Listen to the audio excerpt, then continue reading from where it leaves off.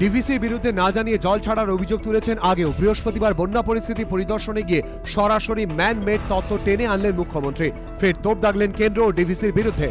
যতক্ষণ পর্যন্ত ডিভিসি সংস্কার না হবে, এই বাঁধগুলো সংস্কার না হবে, ততক্ষণ কিন্তু এই সমস্যার সমাধান হবে না। রেগুলেটরি অথরিটি তো আরো ডেঞ্জারাস, ওরা তো পাবলিকের ব্যাপারটা দেখেই না, বোঝেই না। পাল্টা তৃণমূল সরকারকে আক্রমণ করেছে বিজেপি।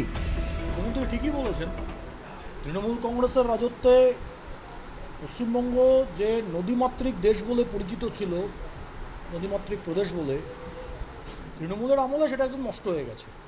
ছোট ছোট যে খাল বিল পুকুর, কোথাও বালি মাফিয়া, কোথাও মাছ মাফিয়া, তাদের মাধ্যমে এখন নদীরও চিহ্ন নেই, খালেরও চিহ্ন নেই, আর পুকুরের ওপর জায়গায় জায়গায় বাড়ি তৈরি হচ্ছে।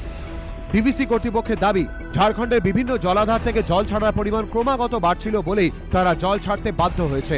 ডিভিসি দুর্গাপুর ব্যারেজ থেকে ছাড়া জলে এখন হাওড়ার উদয়নারায়ণপুরে বিস্তীর্ণ এলাকা ভেসে যাচ্ছে। এদিন সরেজমিনে সেই এলাকা পরিস্থিতি পরিদর্শনে যান মুখ্যমন্ত্রী। নবান্ন থেকে বেরিয়ে 6 নম্বর জাতীয় সড়ক ধরে রওনা দেন উদয়নারায়ণপুরের উদ্দেশ্যে। কিন্তু উদয়নারায়ণপুরের প্রায় 6 কিলোমিটার আগে থেকেই রাস্তা জলের নিচে। সেখানেই শেওড়া বেড়িয়ার কাছে গাড়ি থেকে নেমে পড়েন মমতা বন্দ্যোপাধ্যায়। ঘুরে দেখেন এলাকার অবস্থা, স্থানীয়দের সঙ্গে কথা বলে জেনে নেন তাদের দুর্দশার কথা, আশ্বাস দেন পাশে থাকার। আমরা একটা ওয়ার্ল্ড ব্যাংকের প্রজেক্ট নিচ্ছি, সেই প্রজেক্টটা 2-3 হাজার কোটি টাকার প্রজেক্ট, যেটা আমরা করবো। এখানে আমরা কিছু কিছু সংস্কার করবো, এটা 1800 কোটি টাকার মতো প্রজেক্ট, কিন্তু সেটা করতে 2-3 বছর টাইম লাগবে। উদয়নারায়ণপুর থেকে গাড়ি নিয়ে মুখ্যমন্ত্রী যান খানাকুল সংলগ্ন পলাশপাই গ্রামে। গ্রামবাসীদের কথা শুনে জেলা প্রশাসনকে নির্দেশ দেন প্রয়োজনীয় ব্যবস্থা নিতে। হাওড়া হুগলি দুটোতেই ডিএমরা আছেন, তারা দেখে নেবেন সমস্ত। আজকে মধ্যরাত্রি পর্যন্ত জলের প্রেশারটা বেশি থাকবে, এটাই আমার চিন্তার কারণ।